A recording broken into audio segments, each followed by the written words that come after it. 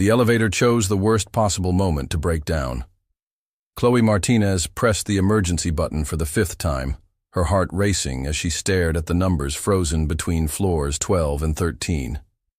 She had exactly 7 minutes to deliver Mr. Hartwell's dry cleaning to the penthouse before her shift ended, and being late meant losing $20 from her already pathetic paycheck.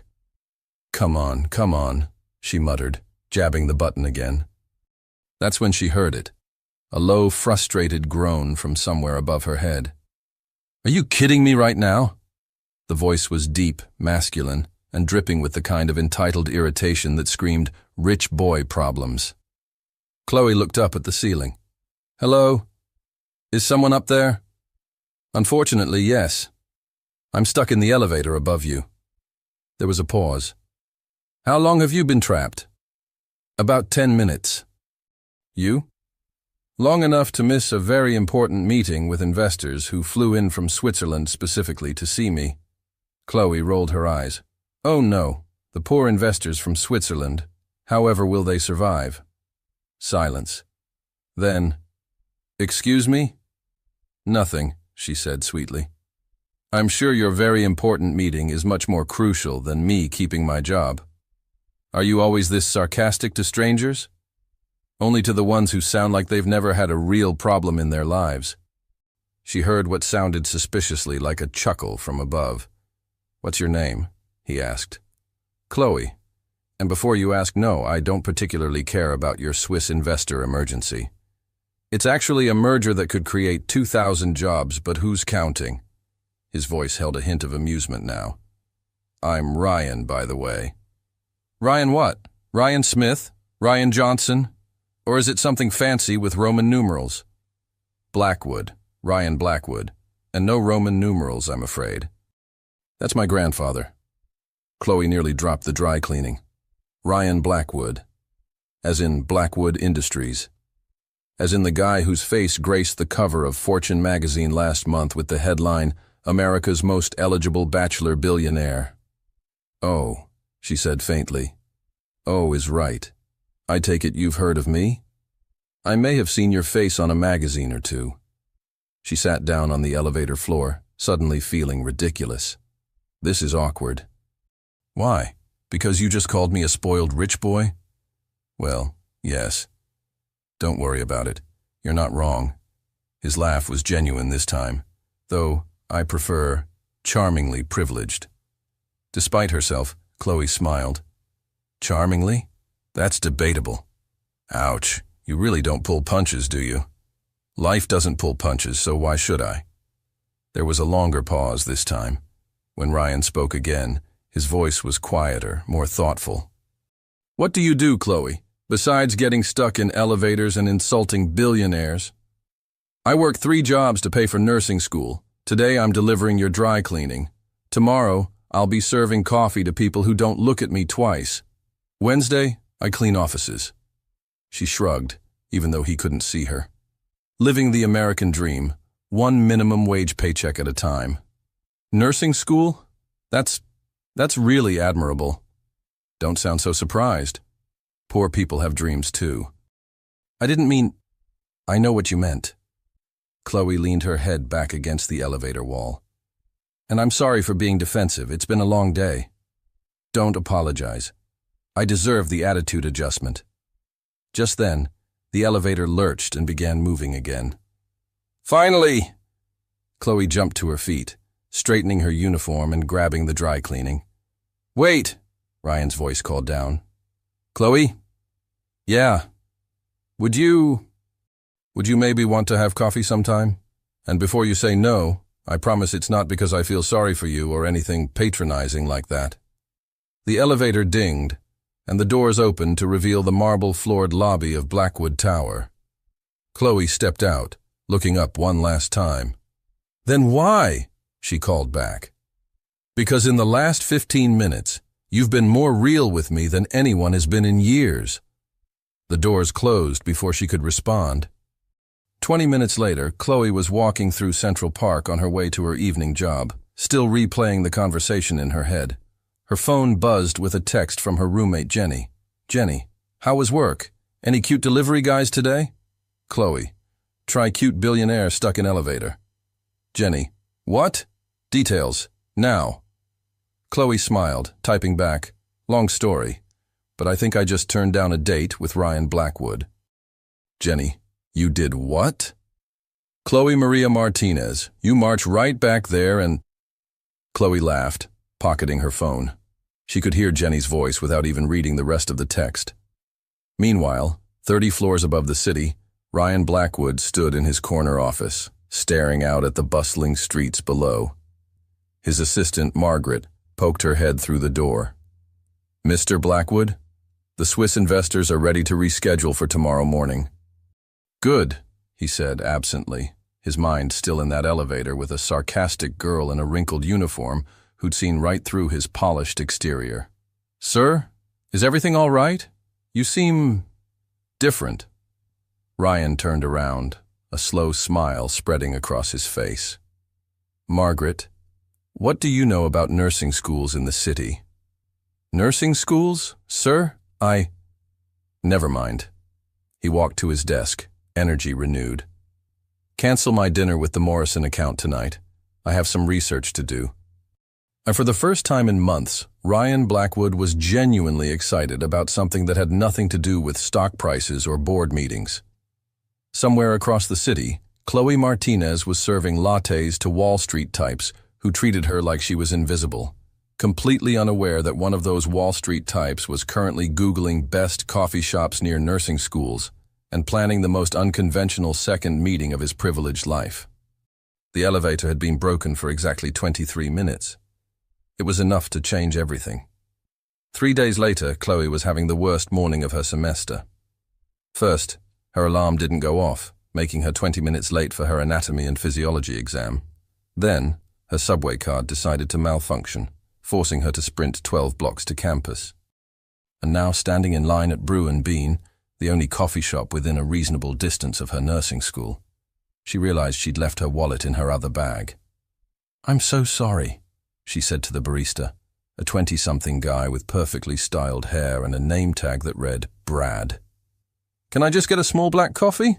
I promise I'll come back with money later today. Brad looked at her like she'd asked him to donate a kidney. Store policy, miss. No payment, no coffee. Chloe felt her cheeks burn with embarrassment as the line behind her grew restless. She was about to leave when a familiar voice spoke up. I'll cover it. She turned around, and her stomach did a weird flip.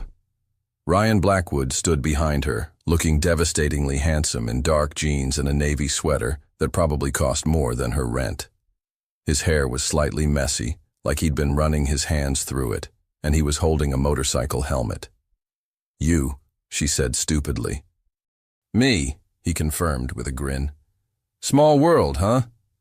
What are you doing here? The words came out more accusatory than she'd intended. Getting coffee, same as you, I'm guessing. He stepped forward, pulling out his wallet. Make that 2 black coffees, Brad. Brad's entire demeanor changed when he recognized Ryan. Of course, Mr. Blackwood. Right away, sir. Would you like our premium Brazilian blend? Just regular coffee is fine. Ryan handed over a 20. Keep the change. Chloe watched this exchange with growing mortification. You don't have to… Consider it payback for the elevator entertainment, Ryan said easily. Though I have to ask, nursing school around here? They moved to the side to wait for their drinks. Chloe crossed her arms defensively. Columbia. And before you make some comment about how surprised you are, I was going to say congratulations. Columbia's nursing program is incredibly competitive. Oh. She felt deflated and slightly guilty for assuming the worst. Thanks. 2 black coffees, Brad called out, practically bouncing on his toes as he handed them over. Ryan passed one to Chloe, and their fingers brushed for just a second. She pretended not to notice the small jolt of electricity. So, Ryan said as they walked toward the door, do you always expect the worst from people, or is it just me? Chloe stopped walking. That's not… I don't… She sighed. You're right. I'm being defensive again. Can I ask why? She looked at him, really looked at him. There was genuine curiosity in his eyes, not judgment or pity. Because in my experience, guys like you don't just show up at coffee shops near nursing schools by coincidence. Guys like me? Rich, powerful, used to getting what they want. Ryan was quiet for a moment. Then he laughed, not a mocking laugh, but something softer. You want to know the truth? Sure. I've been to 17 different coffee shops in the past 3 days. Chloe blinked. Excuse me? I may have done some research about nursing schools in the area and their proximity to decent coffee. He rubbed the back of his neck, looking almost embarrassed. This was number 17. You stalked me? I prefer conducted thorough market research. His grin was sheepish. Though when you put it like that, it does sound a bit creepy. Despite herself, Chloe laughed. A bit? Ryan, that's insane. Insanely determined? Insanely stalkerish. Ouch. He clutched his chest dramatically. And here I thought it was romantic. Romantic would have been asking for my number in the elevator. You're right. He pulled out his phone. Chloe Martinez, would you give me your number? How do you know my last name? Ryan's expression grew guilty. The dry cleaning receipt was sticking out of your pocket. I may have noticed. Oh my God. Chloe shook her head, but she was still smiling. You're unbelievable. Unbelievably charming. Unbelievably persistent. I'll take it. He held out his phone. So, number? Chloe looked at the phone, then at Ryan's hopeful expression. Everything logical in her brain was screaming that this was a terrible idea. They were from different worlds. He was a billionaire CEO, and she was a struggling nursing student. This kind of thing didn't happen in real life. But then she remembered his laugh in the elevator, the way he'd actually listened to her, the fact that he'd spent 3 days visiting coffee shops just to see her again. This is crazy, she muttered, taking his phone and typing in her number. The best things usually are. She handed the phone back. I have class in 10 minutes. I'll walk you. You don't even know where I'm going. Then I'll follow at a respectful, non-stalkerish distance. Chloe rolled her eyes, but she was grinning. Come on, stalker boy, try to keep up. As they walked, Ryan wheeling his motorcycle alongside them, Chloe found herself relaxing despite her better judgment. He asked about her classes, listened when she talked about her dream of working in pediatric oncology, and didn't once mention his own achievements or wealth. So, she said as they approached the nursing building, can I ask you something? Shoot. Why me? I mean, really. You could probably date any woman in New York. Ryan stopped walking. For a moment, his confident facade slipped, and she saw something vulnerable in his expression. Because, he said quietly, you talked to me like I was just Ryan. Not Ryan Blackwood, not the CEO, not the guy on magazine covers. Just Ryan. He met her eyes. Do you have any idea how rare that is? Chloe felt something shift in her chest. I'm still just a girl working 3 jobs to pay for school. And I'm still just a guy who got stuck in an elevator and met someone amazing. Flattery will get you nowhere, Blackwood. What about honesty? Before she could answer, her phone buzzed with a text reminder about her next class. I have to go, she said reluctantly. Dinner tonight? I work until 10. Tomorrow? I have a double shift at the diner. Saturday? Chloe hesitated. I don't know, Ryan. This is all moving pretty fast.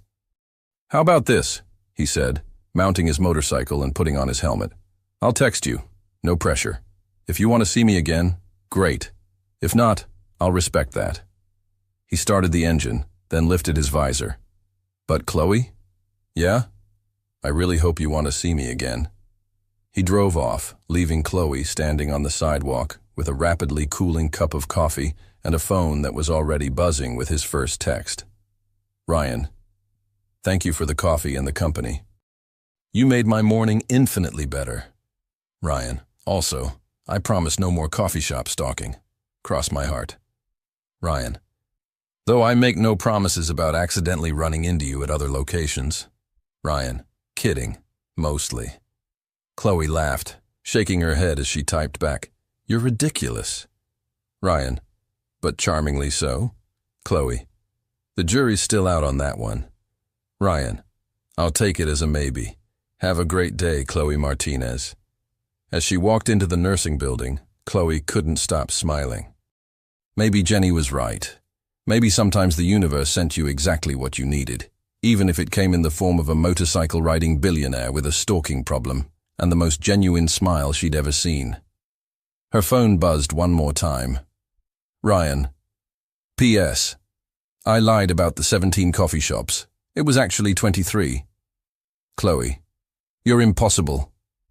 Ryan, "But persistent?" Chloe, "Impossibly persistent." Ryan, "Perfect. See you Saturday? Please say yes." Chloe stared at the message for a long moment, then typed, "One dinner. But I'm picking the place." Ryan, "Deal. You just made my week." As she put her phone away and headed to class, Chloe couldn't help but think that maybe, just maybe, he'd made her week too. Saturday evening arrived with all the subtlety of a hurricane. Chloe had specifically chosen Tony's Pizza Palace in the Village, a deliberately casual, completely unglamorous place where she felt comfortable and Ryan couldn't possibly show off his wealth. What she hadn't counted on was the restaurant being closed for emergency plumbing repairs, according to the hastily scrawled sign on the door. "Well, this is embarrassing," she muttered, standing on the sidewalk in her nicest jeans and the one good sweater she owned. "Chloe?" She turned to find Ryan approaching on foot, looking surprisingly normal in dark jeans and a leather jacket. No motorcycle, no designer clothes, just regular guy, handsome. "Don't say it," she said immediately. "Say what?" "That we should go somewhere else, somewhere fancy and expensive where I'll feel completely out of place." Ryan studied her face for a moment. "Actually, I was going to ask if you knew any good food trucks around here." "Food trucks?" "Yeah." "I may be rich, but I'm not stupid. You picked this place for a reason," he smiled. "Besides, I haven't had decent street food in years." Chloe felt some of her tension ease. "There's a great Korean taco truck a few blocks away." "Perfect. Lead the way." As they walked, Chloe kept stealing glances at Ryan. Without the expensive clothes and corporate setting, he seemed different, more approachable, more real. "So," she said, "no motorcycle tonight? Figured it might be hard to eat tacos while wearing a helmet." "Very practical of you." "I have my moments." They found the Soul Kitchen truck parked near Washington Square Park, with a decent line of NYU students and locals. As they waited, Ryan kept checking his phone and frowning. "Everything okay?" Chloe asked. "Just work stuff. Sorry." He put the phone away. "I promised myself I wouldn't check it tonight. But you're checking it anyway." "Bad habit." He looked genuinely apologetic. "The company's in the middle of some complicated negotiations and—" His phone buzzed again. "Damn it." "Ryan." "What?" "Answer it." "No, this is our time." "Answer the phone or I'm going home." He looked at her in surprise. "Chloe, I'm serious. If this is how you handle stress, I need to know now." She crossed her arms. "Answer it." Ryan hesitated, then picked up. "Blackwood." Chloe watched his expression change from apologetic to concerned to downright grim. "What do you mean they're backing out?" he said into the phone. "Marcus, we've been working on this for 6 months.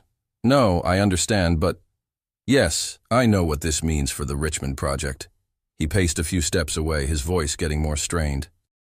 Chloe couldn't hear the other side of the conversation, but she could see the tension in Ryan's shoulders, the way he kept running his hand through his hair. 2,000 jobs, Marcus. 2,000 people who are counting on— Fine. Yes. I'll be there in an hour. He hung up and turned back to Chloe, his face pale. "I'm so sorry, I have to—" "Go," she said simply. "What?" "Go handle your crisis. Those 2,000 jobs you mentioned, they're more important than Korean tacos." Ryan stared at her. "You're not mad?" "I'm disappointed, but I'm not mad." She stepped closer. This is who you are, Ryan. You have responsibilities. I get that. I can reschedule. You can't reschedule a crisis. She smiled, though it didn't quite reach her eyes. Go save those jobs. Chloe, His phone started ringing again. Damn it. Go, she repeated. I'll get tacos to go and eat them while binge-watching Netflix. It's honestly not a bad Saturday night. Ryan looked torn between obligation and desire. This isn't how I wanted tonight to go. Life rarely goes according to plan. Trust me, I know. He stepped closer, and for a moment, Chloe thought he might kiss her. Instead, he took her hand. Come with me, he said suddenly. What? Come with me, to the office. Chloe laughed. Ryan, that's crazy. You'll be in boring business meetings all night. Maybe. Or maybe you'll see a side of my world that's not all privilege and ease. His grip on her hand tightened slightly. Besides, if I'm going to miss our date anyway, at least this way I get to spend time with you. I don't know. Please. His phone rang again, and he declined the call without looking at it. I promise I'll make it up to you. Chloe looked at his hopeful expression, then at the food truck line that had somehow doubled in the last few minutes. Fine, she said. But I'm still getting tacos first. Deal. 30 minutes later, they were in the back of a taxi heading toward Midtown, sharing Korean tacos and arguing about the best K-dramas. I'm just saying, Chloe said around a bite of kimchi, if you haven't watched Crash Landing on You, you haven't truly lived. I'll add it to my list, Ryan said, looking more relaxed than he had since the phone call. Right after I finish the Great British Baking Show. You watch baking shows. Don't sound so surprised. Even billionaires need comfort TV. What else don't I know about you? Ryan considered this. I hate oysters. I'm terrible at golf, despite years of lessons. And I once got food poisoning from a Michelin-starred restaurant and didn't eat solid food for 3 days. Scandalous. What about you? What secrets is Chloe Martinez hiding? I can solve a Rubik's Cube in under 2 minutes. I'm afraid of butterflies. And I once crashed a wedding because the bride was wearing the exact dress I'd been dreaming about since I was 12. You crashed a wedding? I was 19 and working catering. The bride was super sweet about it, actually. She let me try on the dress after the reception. Ryan smiled. That's either adorable or mildly criminal. Definitely both. The taxi pulled up to Blackwood Tower, which was lit up against the night sky like a beacon of corporate power. Chloe felt suddenly underdressed in her jeans and sweater. Second thoughts? Ryan asked, noticing her hesitation. Just wondering if there's a dress code for emergency business meetings. You look perfect, he said simply. Come on. The lobby was mostly empty except for security guards who nodded respectfully at Ryan. They rode the elevator up to the 40th floor, a different elevator than the one where they'd first met, Chloe noted with amusement. Marcus should be in conference room A, Ryan said as they walked down a hallway lined with abstract art that probably cost more than Chloe's annual tuition. They found Marcus Chen, Ryan's head of operations, frantically typing on his laptop while talking into a Bluetooth headset. He was a thin, intense man in his 40s who looked like he survived entirely on coffee and stress. Ryan, thank God, he said, ending his call. The Pemberton Group just pulled out completely. They're citing market instability, but I think it's really about the environmental impact reports. What about the alternative financing we discussed? That's the problem. Without Pemberton as the anchor investor, the other groups are getting cold feet. Chloe stood awkwardly by the door, feeling like she was eavesdropping on something important. Ryan seemed to have forgotten she was there entirely, his attention focused completely on the crisis at hand. What if we restructure the timeline? Ryan asked, moving to a whiteboard covered in financial projections. Push back the Richmond development by 6 months. Use those funds to... Ryan? Chloe interrupted quietly. Both men turned to look at her. I'm going to go, she said. You clearly need to focus on this. No, stay, Ryan said quickly. This won't take long. Marcus looked between them with barely concealed curiosity. Ryan, if you need to, it's fine, Chloe said. Really? Handle your business. She was halfway to the door when Ryan caught up with her. Chloe, wait. She turned around. Ryan, you have people depending on you. 2,000 jobs, remember? And I have you here, which is more important to me than you know. But it shouldn't be. The words came out more firmly than she'd intended. Those people's livelihoods should come first. That's what being a good leader means. Ryan stared at her for a long moment. You're right. I know I'm right. She smiled. Now go be the CEO you're supposed to be. I'll catch a cab home. I'll drive you. Ryan. Okay. I'll call you tomorrow? If you solve this crisis tonight, yes. He leaned down and kissed her forehead quickly. You're amazing, you know that? I'm practical. There's a difference.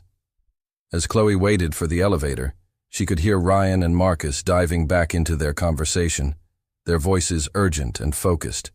She smiled to herself. Maybe this hadn't been the date either of them had planned, but it had shown her something important about Ryan Blackwood. When it mattered, when other people's lives were on the line, he stepped up. Her phone buzzed as the elevator descended. Ryan, thank you for understanding. You're incredible. Chloe, save the jobs first. Compliment me later. Ryan, yes ma'am. But Chloe, yeah. Ryan, next time I'm turning my phone off completely. Chloe, we'll see about that, CEO boy. As her taxi pulled away from Blackwood Tower, Chloe looked back at the lit windows of the 40th floor and found herself hoping that Ryan could work his magic tonight. Not just for the sake of their potential relationship, but for all those people whose jobs hung in the balance. Maybe billionaire dating was more complicated than she'd thought. But maybe that wasn't necessarily a bad thing. Chloe's phone had been suspiciously quiet for 3 days. Not that she was counting. She definitely wasn't checking her messages every 5 minutes or wondering if Ryan had actually managed to save those jobs. She was just curious, as any normal person would be after their date got hijacked by a corporate crisis. You're doing it again, Jenny said, looking up from her laptop where she was supposedly writing her psychology thesis, but was actually online shopping. Doing what? Chloe asked innocently, definitely not refreshing her text messages for the 15th time in an hour. That thing where you pretend you don't care while obviously caring very much. I don't know what you're talking about. Uh-huh. Jenny closed her laptop. Chloe, honey, you've cleaned our apartment twice, reorganized the spice rack, and I caught you alphabetizing our streaming queue. You care. Before Chloe could deny it again, someone knocked on their door. Not the buzzer from downstairs. Someone was actually at their 3rd floor walk-up apartment door. That's weird, Jenny said. Are you expecting someone? Chloe opened the door to find a delivery guy holding an enormous bouquet of sunflowers, her favorite flowers, though she was pretty sure she'd never mentioned that to Ryan. Chloe Martinez? The guy asked. That's me. These are for you. And, he gestured behind him, where another delivery person was climbing the stairs with what appeared to be several bags of food. There's more. More what? The second delivery person reached their floor, slightly out of breath. Korean tacos from Seoul Kitchen, plus sides. And there's a note. Chloe accepted the flowers and food with growing bewilderment. The note was handwritten on expensive stationery. Chloe, sorry this took 3 days. Turns out saving 2,000 jobs is slightly more complicated than I anticipated. Who knew? The good news, we found alternative funding. The Richmond development is back on track. The bad news, I missed our date and have been in meetings for 72 hours straight. I owe you dinner. And an explanation. And probably several apologies. The sunflowers are because you strike me as a sunflower person. Bright, strong, and impossible to ignore. The tacos are because we never got to finish the ones we bought. If you're free tonight, meet me at the address on the back of this note at 8 p.m. Fair warning, it's not a restaurant. If you're not free, or if you've decided I'm too complicated, I understand. but I hope you'll give me one more chance to get this right. Ryan P.S. Marcus says thank you for making me focus on work. Apparently, you have excellent priorities. Jenny was reading over Chloe's shoulder. Oh my God, he's good. He's dramatic, Chloe corrected, but she was smiling. He's romantic. There's a difference. Jenny grabbed the note and flipped it over. Ooh, the address is in Soho. Fancy. I don't know, Jen. This feels like a lot. A lot of what? I don't know. Effort? Attention? Like he's trying too hard. Or, Jenny said, unwrapping one of the Korean tacos and taking a bite. He's trying exactly the right amount and you're scared. I'm not scared. You're terrified. You like him, which means he could actually hurt you, which means your brain is looking for reasons to run. Chloe sat down heavily on their second-hand couch. What if we're too different? What if this whole thing is just some fantasy that looks good on paper but doesn't work in real life? What if it does work? Jenny, no, seriously. What if you stop assuming the worst and actually give this a chance? Jenny sat down next to her. Chloe, you've been so focused on survival mode for so long that you've forgotten how to let someone take care of you. I can take care of myself. I know you can. That's not the point. Jenny squeezed her hand. The point is that maybe, sometimes, you don't have to. At 8 p.m. exactly, Chloe stood outside the address Ryan had given her. It was a converted warehouse building in Soho, and there was absolutely no indication of what she was supposed to do next. She was about to text Ryan when the front door opened. Chloe? A woman in her 50s with kind eyes and paint-splattered clothes smiled at her. I'm Maria.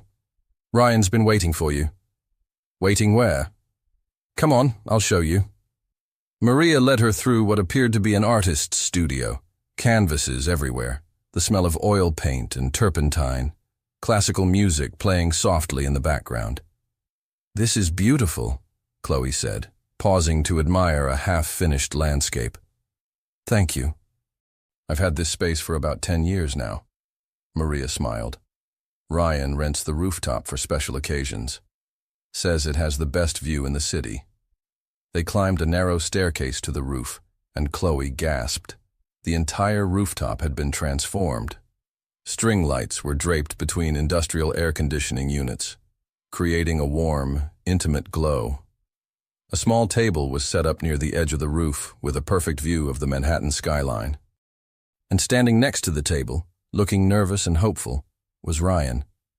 You came, he said, relief evident in his voice. You rented a rooftop. I rented a rooftop, he confirmed. Too much? Chloe looked around. At the lights, the view, the table set with what appeared to be takeout containers from at least 4 different restaurants. Definitely too much, she said. I love it. Ryan's smile could have powered half of Manhattan. Really? Really? Though I have to ask, how did you know sunflowers were my favorite? Lucky guess? You seem like someone who'd prefer flowers that face the sun over ones that need to be kept in the dark. That's... Chloe felt something flutter in her chest. That's actually a really good guess. I have my moments. Ryan pulled out her chair. I wasn't sure what you'd want for dinner, so I may have overordered. Chloe looked at the spread of containers. Is that Thai food? And Italian? And... is that Indian? And pizza, just in case. I figured we could sample everything and see what works. This is insane. Good insane or bad insane? Jury's still out. But she was grinning as she sat down. As they shared various dishes and talked, Chloe found herself relaxing. The elaborate setup was over the top, yes, but Ryan himself was the same as he'd been in the elevator and the coffee shop, funny, attentive, and surprisingly down-to-earth. So, she said, trying the pad thai, did you actually save those jobs? We did. It took some creative financing and a lot of caffeine, but we managed to restructure the deal. Ryan looked genuinely pleased. The Richmond project will create affordable housing for families, plus the jobs we promised. That's amazing. It's what we should have been doing all along. Sometimes it takes a crisis to see the right path. They talked easily as the night grew darker and the city lights grew brighter around them. Chloe learned that Ryan had started working for his family's company at 16, that he'd wanted to be a teacher before business school, and that he made terrible coffee but excellent grilled cheese sandwiches. "Your turn," Ryan said, leaning back in his chair. "What made you want to be a nurse?" Chloe was quiet for a moment. "My little brother, Danny. He was born with a heart defect and spent a lot of time in the hospital when we were kids." She smiled softly. "There was this one nurse, Carol, who always made him laugh even when he was scared. She made the worst situations feel manageable." "Where's Danny now?" "Pre-med at UCLA. Turns out all those hospital visits gave him the bug too." "Smart family. Stubborn family. There's a difference." Ryan laughed. "I'm beginning to understand that about you." "What about you? Any siblings?" "One sister, Victoria. She's complicated." "Complicated how?" Ryan hesitated. "She thinks I'm too soft for business, too idealistic. She'd probably tell you this whole thing with the Richmond project was a waste of money." "And what do you think?" "I think money doesn't mean much if you're not using it to help people." Chloe studied his face in the soft light. "You really mean that? Is that surprising?" "A little. Most rich people I've met talk a good game about social responsibility but don't actually follow through." "I'm not most rich people." "No," Chloe said quietly. "You're not." They sat in comfortable silence for a moment, the sounds of the city floating up around them. "Can I ask you something?" Ryan said. "Sure." "When you saw all this tonight, the lights, the rooftop, the whole elaborate setup, what was your first thought?" Chloe considered lying, then decided on honesty. "That you were trying to buy me. And now I think you were trying to show me something." "What?" "That you pay attention, that you listen, that you put effort into the things that matter to you." Ryan reached across the table and took her hand. "You matter to me, Chloe." "Ryan, I know it's fast.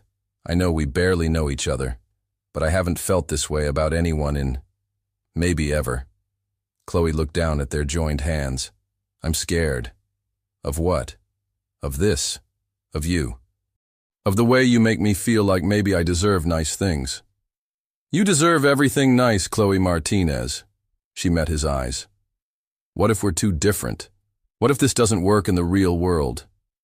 Then we'll figure it out together." Ryan squeezed her hand. "But what if it does work? What if we're perfect for each other, and we're just too scared to see it?" Chloe felt tears prick her eyes.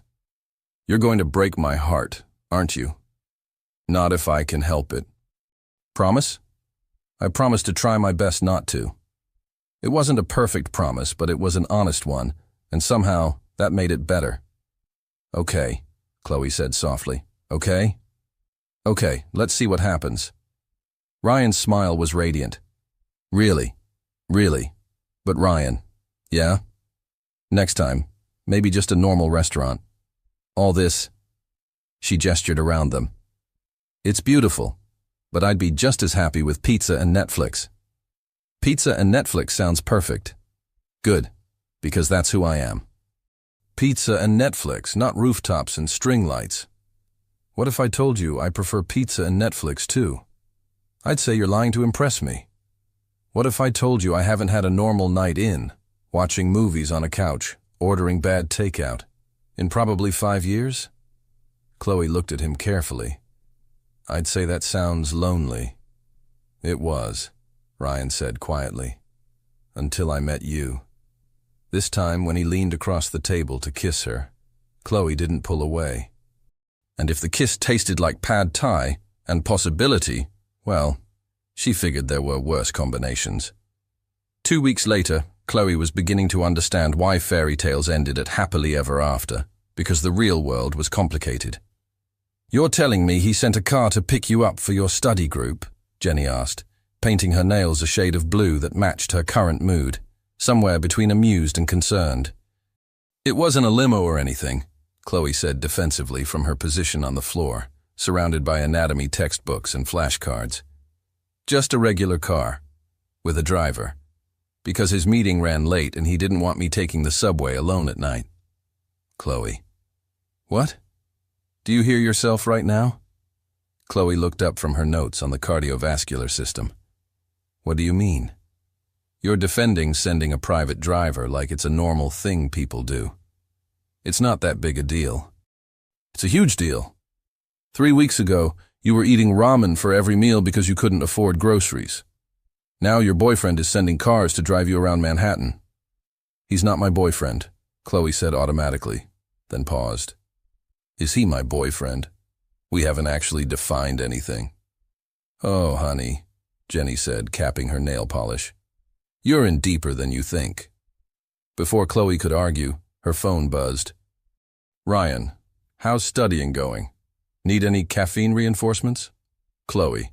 Drowning in cardiac anatomy but caffeinated enough to power a small city. Ryan. Want company? I make excellent flashcard quiz partner. Chloe. Don't you have important CEO things to do? Ryan. Nothing more important than helping you memorize heart valves. Despite herself, Chloe smiled. Over the past 2 weeks, Ryan had somehow managed to fit himself into the spaces between her chaotic schedule. He brought her coffee during late-night study sessions, texted her encouragement before exams, and had even helped her practice patient communication scenarios.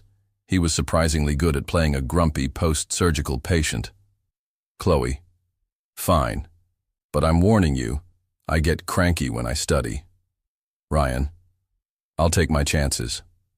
30 minutes later, Ryan arrived with coffee, pastries from some fancy bakery, and a genuine interest in helping her understand the complexities of blood circulation. Okay, he said, settling on the floor next to her textbooks. Tricuspid valve. Right ventricle to pulmonary artery, Chloe answered without looking up. Wrong. What? She grabbed the flashcard from him. Oh, come on. Right atrium to right ventricle. Better. Pulmonary valve. Right ventricle to pulmonary artery. She grinned triumphantly. See? I know things. You know everything, Ryan said, and there was something in his voice that made her look up. What? Nothing. You're just impressive.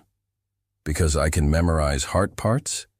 Because you work 3 jobs, maintain a 4.0 GPA, and still find time to worry about everyone else. He reached over and tucked a strand of hair behind her ear. Because you're the strongest person I've ever met. Chloe felt her cheeks warm. Ryan. I know. Too sappy for study time. A little bit. They went back to flashcards, but Chloe found it harder to concentrate with Ryan sitting so close, smelling like expensive cologne and something that was just him. Can I ask you something? She said after getting the aortic valve wrong twice. Always. What do you tell people about me? Ryan looked confused. What do you mean? When your friends ask who you're dating. What do you say? I tell them about you. But what specifically? That I'm a nursing student? That I work 3 jobs? That I live in a tiny apartment in Queens with a roommate who collects vintage band t-shirts? Yes, Ryan said simply. All of that. And what do they say? Ryan was quiet for a moment. Does it matter? It does to me. He sighed. Some of them think it's interesting that I'm dating someone so different from my usual type. Your usual type being rich, connected, comfortable with the lifestyle. Chloe nodded, trying to ignore the way her stomach twisted. And the others? The others think you're exactly what I need. And what do you think? Ryan set down the flashcards and turned to face her fully. I think I'm falling for you so hard it's terrifying, and I don't give a damn what anyone else thinks about it. Before Chloe could respond, the apartment door burst open and Jenny stumbled in, looking frazzled. Chloe, we have a problem, she announced, then stopped short when she saw Ryan. Oh, hi, Ryan. Jenny, he said politely, standing up. Everything okay? Actually, no. Jenny looked between them. Chloe, Mrs. Kowalski called. She's in the hospital. Chloe's blood went cold. Mrs. Kowalski was their 80-year-old neighbor who lived alone and had become something of a surrogate grandmother to both of them. What happened? She fell in her apartment, broke her hip. She's at Mount Sinai, and apparently, she's been asking for you. Chloe was already gathering her things. I have to go. I'll drive you, Ryan said immediately. You don't have to. I'm driving you. 20 minutes later, they were walking through the sterile corridors of Mount Sinai Hospital.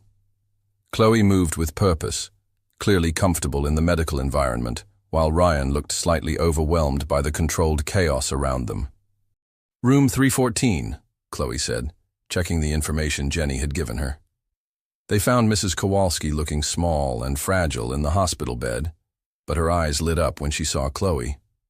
Kochani, she said, using the Polish endearment she'd called Chloe since the day they met. You came. Of course I came. Chloe took the elderly woman's hand gently. How are you feeling? Like I got hit by a truck that was driven by a very angry elephant. Mrs. Kowalski's accent was thick, but her humor was intact. But the doctors say I will be fine. Surgery tomorrow, then physical therapy. Good. You scared us. Mrs. Kowalski's sharp eyes moved to Ryan, who was standing quietly by the door. And who is this handsome young man? This is Ryan, Chloe said. Ryan, this is Mrs. Kowalski, my adopted Polish grandmother. Ryan stepped forward and took Mrs. Kowalski's free hand. It's a pleasure to meet you, Mrs. Kowalski. Ryan, she repeated, studying his face. You are the one who has been making my Chloe smile so much lately. I hope so, Ryan said softly. Good. She deserves to smile. Mrs. Kowalski squeezed his hand. But if you hurt her, I will hunt you down with my walking stick, broken hip or no broken hip. Yes, ma'am. They stayed for another hour, with Chloe making sure Mrs. Kowalski was comfortable and had everything she needed. Ryan watched quietly as Chloe advocated for better pain medication, double-checked the surgery schedule with the nurses, and generally took charge of the situation with a competence that was both impressive and natural. You're good at this, he said quietly as they waited for the elevator. At what? Taking care of people, being who they need you to be. It's what you do for family. She's not actually your grandmother. Blood doesn't make family, Ryan. Love does. In the elevator, Ryan was unusually quiet. Everything okay? Chloe asked. Can I ask you something? Sure. If Mrs. Kowalski needs help after her surgery, physical therapy, home care, whatever, will you let me help? Chloe studied his face. Why? Because she's important to you. Because you shouldn't have to worry about money when someone you love needs care. Ryan, that's incredibly generous, but what? But it's not your responsibility. She's not your family. No, Ryan said quietly. But you are. The elevator doors opened, but neither of them moved. I'm your family? Chloe asked softly. I'd like you to be. Chloe felt tears prick her eyes. That's the nicest thing anyone's ever said to me. And also the scariest? Terrifying, she admitted. Ryan stepped closer. Being scared isn't a bad thing, Chloe. It means it matters. What if I'm not ready for it to matter this much? Then we'll take it slow. But Chloe, he cupped her face gently. Don't run away from something good just because it's scary. I don't want to run away. Good. Because I'm not letting you go that easily. When he kissed her in that hospital elevator, surrounded by the smell of antiseptic and the distant sounds of medical equipment, Chloe finally understood what people meant when they talked about finding home in another person. Later that night, back at her apartment, Chloe sat on her fire escape looking out at the Queen's skyline and thinking about family, the one she'd grown up with, the one she'd chosen in Jenny and Mrs. Kowalski, and the one that might be starting with Ryan. Her phone buzzed. Ryan, thank you for letting me be there tonight. Chloe, thank you for wanting to be there. Ryan, always. And Chloe? Chloe, yeah.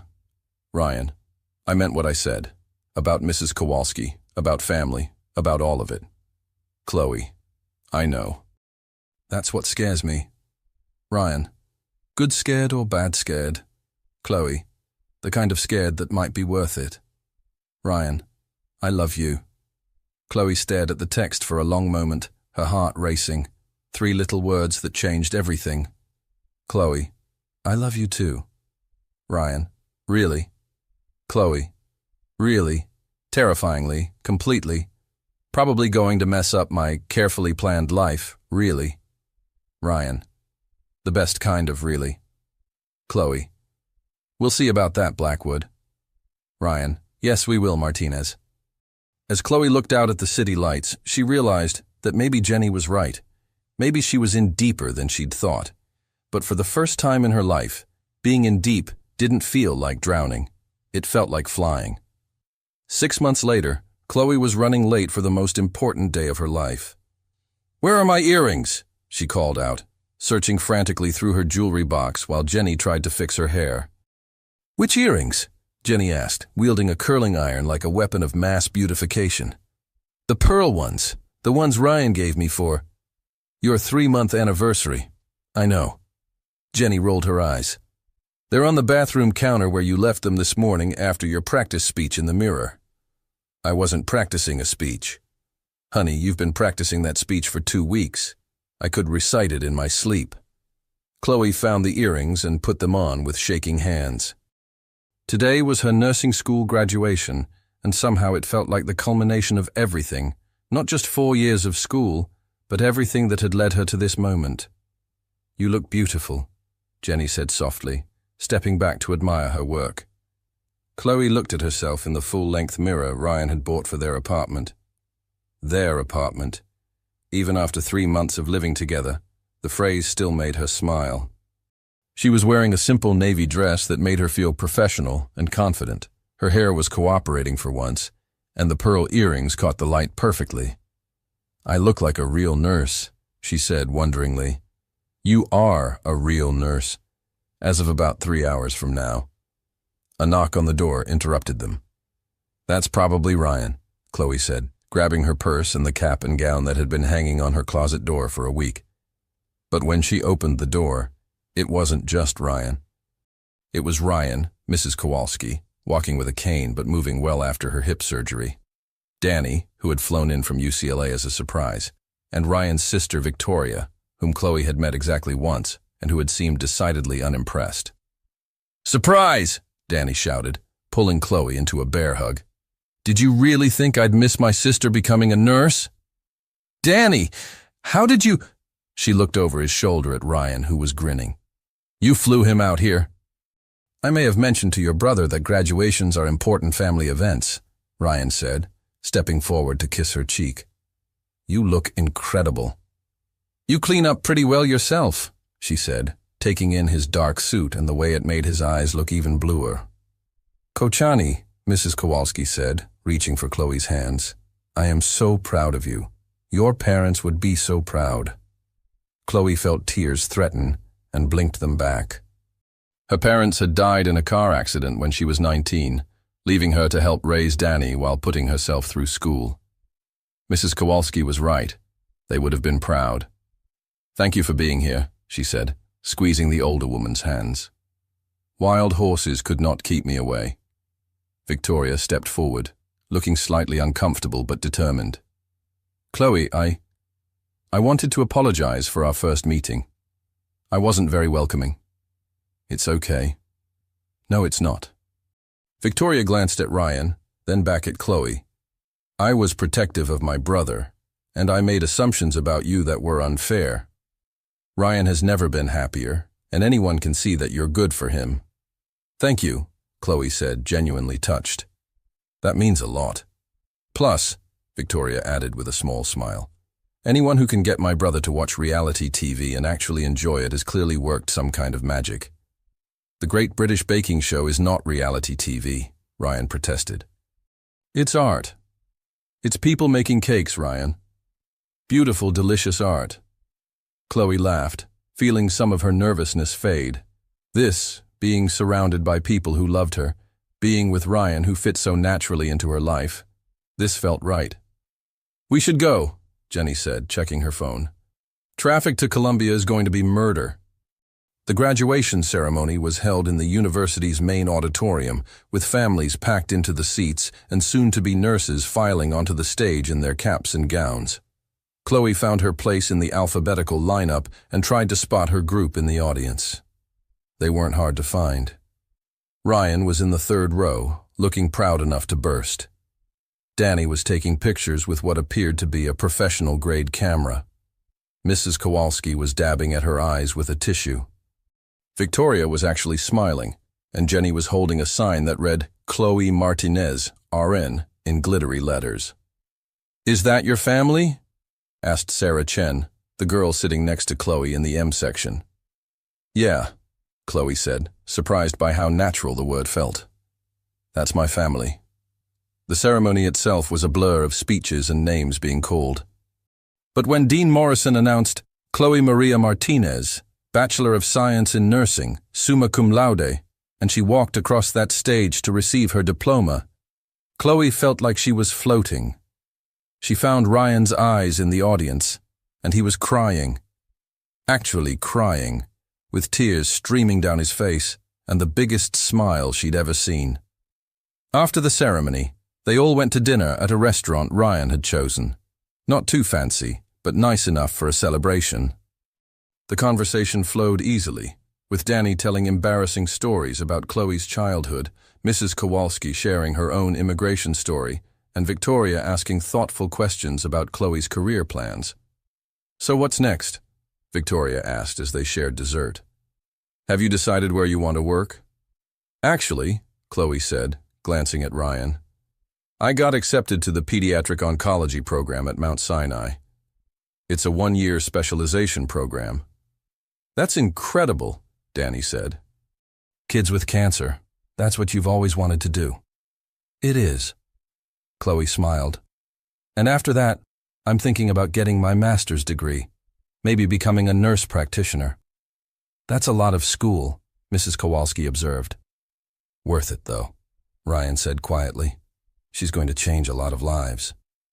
"We both are," Chloe said, taking his hand. "The Blackwood Foundation just launched a new initiative to provide free medical care for underserved children.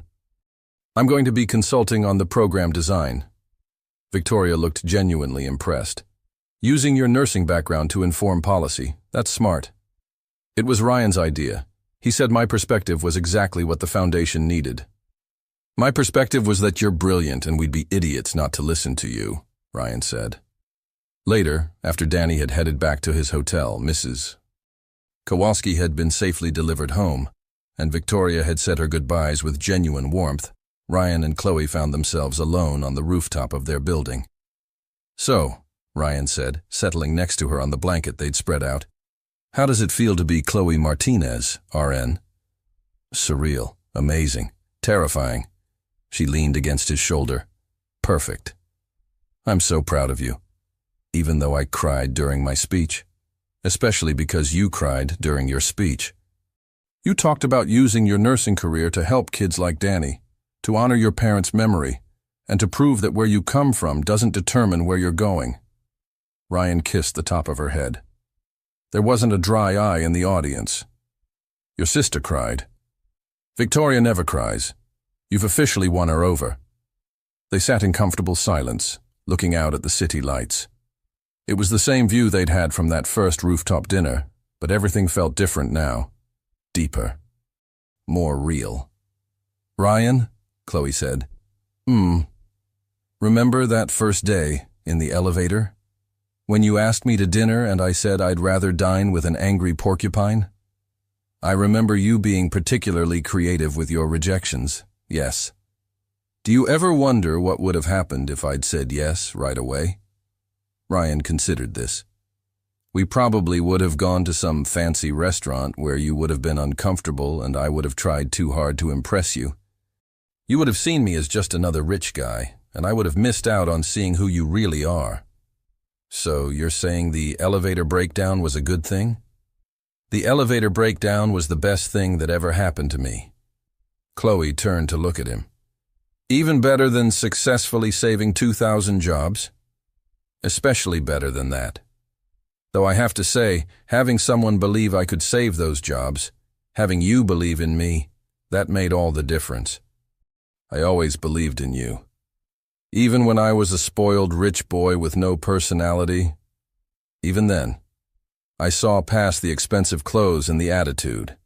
I saw someone who cared about doing the right thing even when it was hard. Ryan was quiet for a moment. Then he shifted, reaching into his jacket pocket. Chloe? Yeah? I have something for you. A graduation gift. Ryan, you've already given me so much. This is different. He pulled out a small velvet box, and Chloe's heart stopped. This isn't about money or grand gestures or trying to impress you. Ryan, let me finish.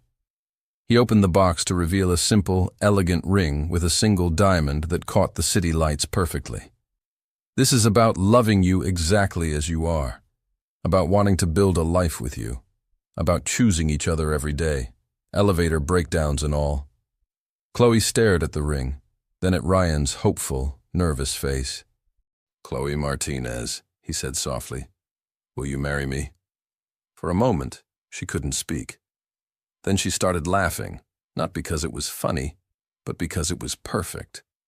Yes, she said, throwing her arms around his neck. Yes, you ridiculous, wonderful, impossible man. Yes. As Ryan slipped the ring onto her finger, Chloe thought about how strange life was. 6 months ago, she'd been a struggling student, working 3 jobs, and eating ramen for dinner. Now she was a registered nurse with a ring on her finger and a future that seemed impossibly bright. I love you, Ryan Blackwood. I love you too, soon-to-be Mrs. Blackwood.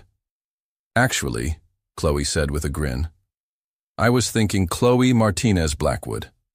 I've worked too hard for that nursing degree to give up my name now. Perfect, Ryan said, kissing her as the city sparkled around them.